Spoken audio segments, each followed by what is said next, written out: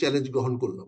এই চ্যালেঞ্জের মাধ্যমে আপনি আজকে পদত্যাগ করেন, কালকে রাষ্ট্রপতি নির্বাচনের পরে পদত্যাগ করেন, পদত্যাগ করে আপনি জামাতকে সমর্থন দেন, পদত্যাগ করে বিরোধী দলকে সমর্থন দেন, ডক্টর শফিকুর রহমান সাহেবকে প্রধানমন্ত্রীর দায়িত্ব দেন, উনি মন্ত্রী পরিষদ গঠন করুক, আপনি সমর্থন দেন, তাহলে তো হয়ে গেল। তারপর দেখেন উনি পারেন কিনা, না পারলে আপনি সমর্থন উঠায় নিয়েন 1 বছর পরে বা 6 মাস পরে উঠে নিয়েন। আপনি 6 মাস চালাইছেন, আপনি 6 মাসের জন্য সমর্থন দেন জামাত ইসলামকে, জামাত ইসলাম নেতাকে সমর্থন দেন, সমর্থন দিলে হয়ে গেল। আইনে তো কোনো বাধা নাই, আইনে তো কোনো বাধা নাই। এখানে যে কোনো প্রধানমন্ত্রী হতে পারে যদি তাকে 2/3 সংখ্যাগরিষ্ঠ লোক তাকে সমর্থন করে। তা আজকে যদি আপনি পদত্যাগ করেন তো সংসদ ভেঙে যাবে না, সংসদ থাকবে। তখন প্রেসিডেন্ট সাহেব অন্য একজনকে প্রধানমন্ত্রী কথা বলবে, উনি যদি সুপারিশ করেন তাহলে ডক্টর শফিকুর রহমানকে প্রধানমন্ত্রীর দায়িত্ব দেওয়া যেতে পারে, তিনি 6 মাস চালায় দেখুক, দেখেন আপনার চেয়ে ভালো চালায় কিনা। বিএনপির সামনে একটা সুযোগ আসছিল যে হ্যাঁ, বিরোধী দলকে নিয়ে আমরা ঐক্য করে তুলি। এখন যদি বিরোধী দল কোনো প্রার্থী না দিত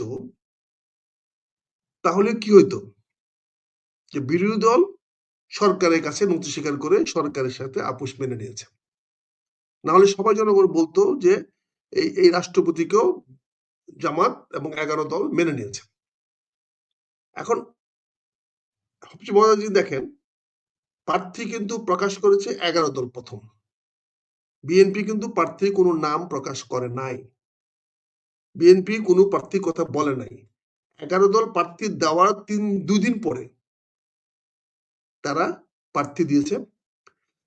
যখন বিরোধী দল 11 দল যখন প্রার্থী দিয়েছে, সরকার যদি দেশে ঐক্যমত্য চাইতো, একটা সমঝোতা রাজনীতি চাইতো, সবাইকে মিলে রাজনীতি চাইতো, তাহলে সরকার তো বিরোধী দলের প্রেসিডেন্ট প্রার্থীকে সমর্থন দিতে পারতো। এখানে আর্টিকেল 70 তো এখানে আসার প্রশ্ন ওঠে না। এখন যদি বিএনপি সিদ্ধান্ত নিত যে না, আমরা বিরোধী দলের প্রেসিডেন্ট প্রার্থীকে সমর্থন করব, তাহলে তো দলের বিরুদ্ধে ভোট হতো না, সমর্থন করলে হয়ে যেত, এবং তারা বলছে ঐক্যমত হবে। আর এই রাষ্ট্রপতি তো কোনো ক্ষমতাশীল রাষ্ট্রপতি না, এই রাষ্ট্রপতি ইচ্ছা করলেই তো কাউকে ক্ষমতা থেকে সরাতে পারবে না। এটা আমরা বলি দুরাশা, এটার কোনো বিষ নাই, এটা একটা সেরিমোনিয়াল, বসে খাবে, কেউ গেলে শরবত খাওয়াবে, প্রচুর শরবত খাওয়ানো হয় এখানে, আপনি গেলে পাবেন গ্লাসকে গ্লাস আপেলের জুস খাওয়ানো হবে। ওই বঙ্গভবনে গেলে ওখানে যাওয়া যায়, গেলে দেখা করা যায়, পারবেন, কিছু স্টাফ টাফ আছে, সেরিমোনিয়াল, এবং সেখানে যা যা বলা হবে সরকার যা বলে দেবে তিনি তাই বলবেন। কোথাও অনুষ্ঠানে যেতে হলে সরকার প্রধানের অনুমতি নিয়ে যেতে হবে, এটা প্রকাশ্যে বাইরে দেখা যায় না, কিন্তু বাস্তবে ওনাকে অনুমতি নিয়ে যেতে হয়।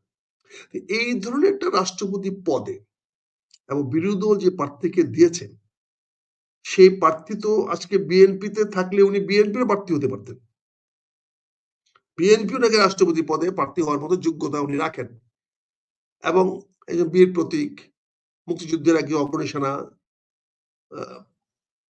শহীদ রাষ্ট্রপতি জিয়াউর রহমানের বন্ধু, সব সহযাত্রী, তারপর সমতা খালেদা জিয়ার সঙ্গে ছিলেন, স্থায়ী কমিটি ছিলেন, মন্ত্রী পরিষদে ছিলেন, সারা বাংলাদেশে তার একটা ক্লিন ইমেজ আছে, এই দুর্নীতির মধ্যে তার কিছুটা পরিচ্ছন্নতা আছে।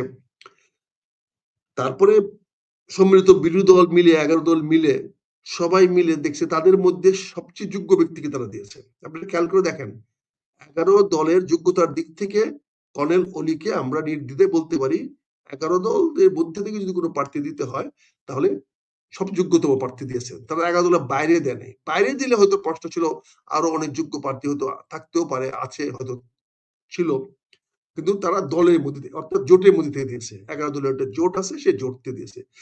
11 দলীয় জোটের মধ্যে আপনি চুলচেরা বিচার করে দেখেন, সংসদ সদস্য যারা আছেন তারা ছাড়া তাদের বাইরে যারা আছেন, বা জামাতের শীর্ষ নেতৃবৃন্দ বা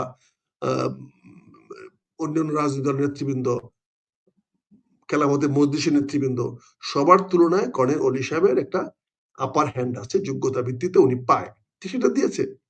এখন সরকার সেখানে বিরোধিতা করছে, সরকার বিরোধী দলের প্রার্থীর সঙ্গে বিরোধিতা করছে, তারা তার বিকল্প একটা প্রার্থী দিয়েছে, তাদের ভোট আছে, ভোটে তারা পাশ করে নিয়ে যাবে। কিন্তু এইটা তো এস্টাবলিশড হবে যে বর্তমান রাষ্ট্রপতি সারা বাংলাদেশের সকল মানুষের রাষ্ট্রপতি নন।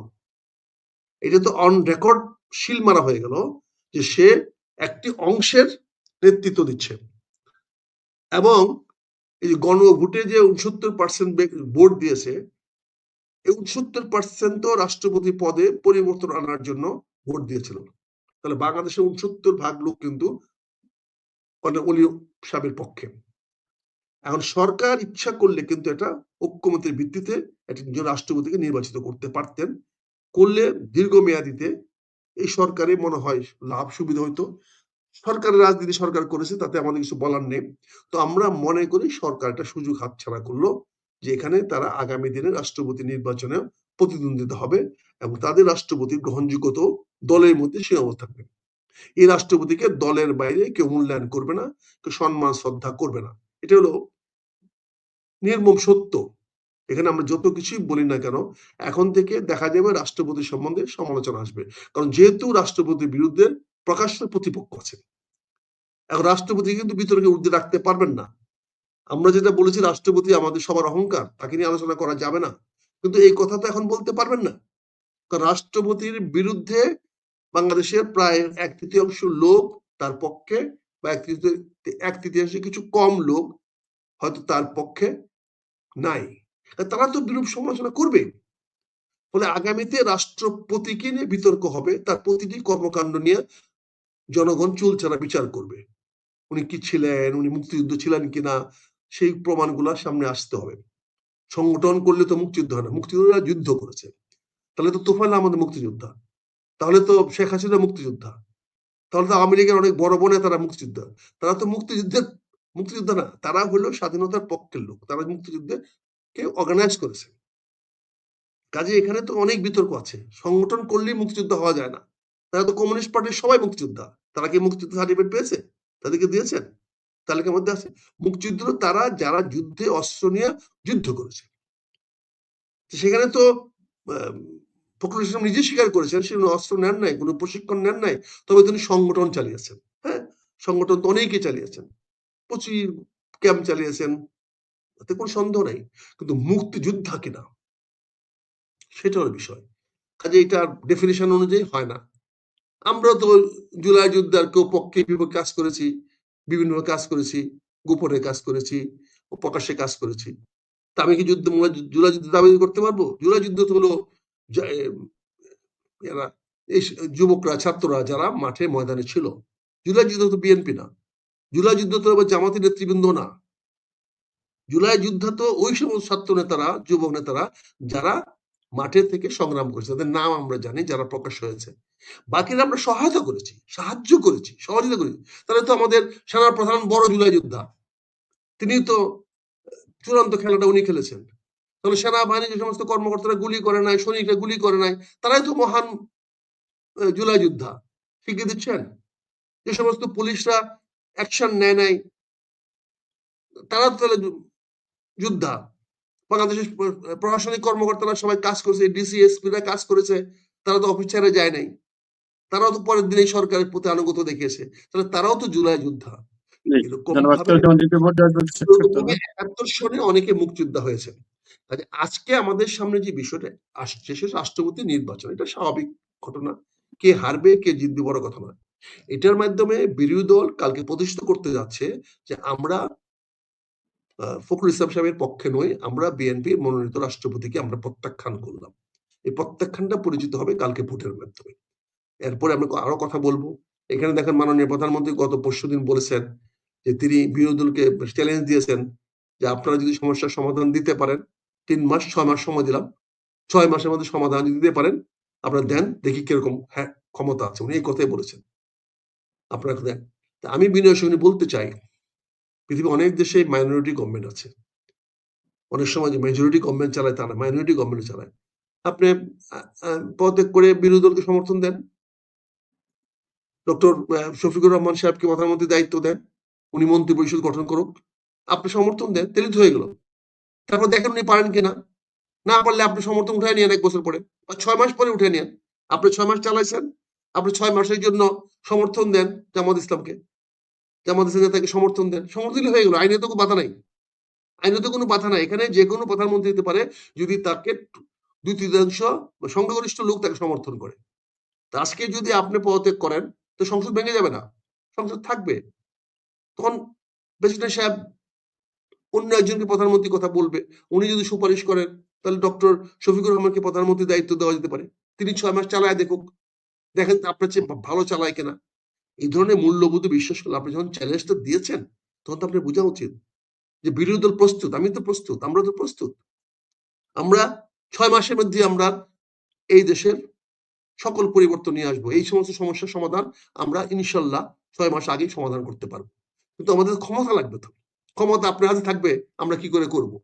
আমি আপনার চ্যালেঞ্জের জবাব দিচ্ছি আজকে বিনয়ের সঙ্গে, আপনি চ্যালেঞ্জ জবাব দিচ্ছি, আপনি পদত্যাগ করেন, ডক্টর শফিকুর রহমানকে দায়িত্ব দেন। আপনি যতদিন 6 মাস চালিয়েছেন তিনি ততদিনই 6 মাস চালাবে, ততদিনই 180 দিন চালাবে। 180 দিন পরে আপনি তার সমর্থন উঠে নিয়ে আসেন, আবার আপনি সরকার প্রধান হয়ে। কিন্তু 6 মাসের জন্য আমি আমার মনির ভাইয়ের মাধ্যমে বলবো যে আপনি চ্যালেঞ্জ দিয়েছেন, বিরোধী দল কে চ্যালেঞ্জ দিয়েছেন যে আসেন আপনারা দেশের সমস্যার সমাধান কেমনে করবেন আপনারা বলেন, আমি আপনাকে কেন বলতে যাব, আমি আপনাকে কেন জানাতে যাব। আপনি পারেন নাই, আপনি স্বীকার করেছেন, আপনি বলেছেন আপনি পারেন নাই এবং বিরোধী দলের কাছ থেকে চেয়েছেন, আমাদের কাছে চেয়েছেন, আমরা আপনার চ্যালেঞ্জ গ্রহণ করলাম। এই চ্যালেঞ্জের মাধ্যমে আপনি আজকে পদত্যাগ করেন, কালকে রাষ্ট্রপতি নির্বাচনের পরে পদত্যাগ করেন, পদত্যাগ করে আপনি জামাতকে সমর্থন দেন। জামাতকে সমর্থন দিলে জামাতকে এটা আহ্বান জানাবে রাষ্ট্রপতি সাহেব, আমাদের আমাদের নেতা ডক্টর শফিকুর রহমান উনি যাবেন, শপথ নেবেন, নতুন মন্ত্রী পরিষদ হবে, উনি এক্স্যাক্টলি 180 দিন দেশ চালাবে। 180 দিন পরে যদি উন্নতি না দেখতে, উন্নতি নাও দেখলেন 180 দিন পরে আপনি আবার আপনার বাইদি সাহেব দেখে যাবেন কেমন রাষ্ট্র চালাইতে হবে। উনি তো 180 দিনে দেখাই দিবে রাষ্ট্র কেমন চালাইতে হয়। তা আপনি 6 মাস পরে আবার ক্ষমতা নিয়ে নিন, এখানে তো কোনো আন্দোলন লাগবে না, রাষ্ট্রপতি কোনো কিছু করতে হবে না। এটা অনেক দেশ, অস্ট্রেলিয়াতে এখনো মাইনরিটি গভর্নমেন্ট আছে, আপনি minority government then, minority government allow করেন, আপনার সমর্থন দিলেই তো গভর্নমেন্ট হয়ে যাবে। কাজে আপনি চ্যালেঞ্জ দিয়েছেন, আমরা সেই চ্যালেঞ্জটা গ্রহণ করলাম। আপনি 6 মাসের জন্য ক্ষমতা হস্তান্তর করে দেখেন রাষ্ট্রের পরিবর্তন আমরা আনতে পারি কি না, আমাদের কাছে প্ল্যান আছে কিনা। আপনি তো বলছেন ইউ প্ল্যান, আপনার প্ল্যান তো আমরা গত 6 মাসে দেখলাম, 180 দেখলাম। তো কাজে আপনার প্ল্যান কাজ করলো না, আপনি নিজে স্বীকার করেছেন এবং আপনি বিরোধী দলের কাছে আহ্বান করেছেন। কাজে আপনি ক্ষমতা ছেড়ে দেন 6 মাসের জন্য, ছেড়ে দিয়ে মাইনরিটি পার্টির কাছে 6 মাস দেখেন, আমরা 6 মাস পরে আবার আপনি ক্ষমতায় ফিরিয়ে দিব। এই 6 মাসে জামাত ইসলাম দেখাই দিবে রাষ্ট্র কিভাবে পরিচালনা করতে হয়, উদাহরণ সহ এক্সাম্পল দিয়ে দেখিয়ে দিবে। সেই সুযোগটা আপনি করে দেন। ধন্যবাদ আপনাকে। জি, ধন্যবাদ জনাব মেজর আখতারুজ্জামান।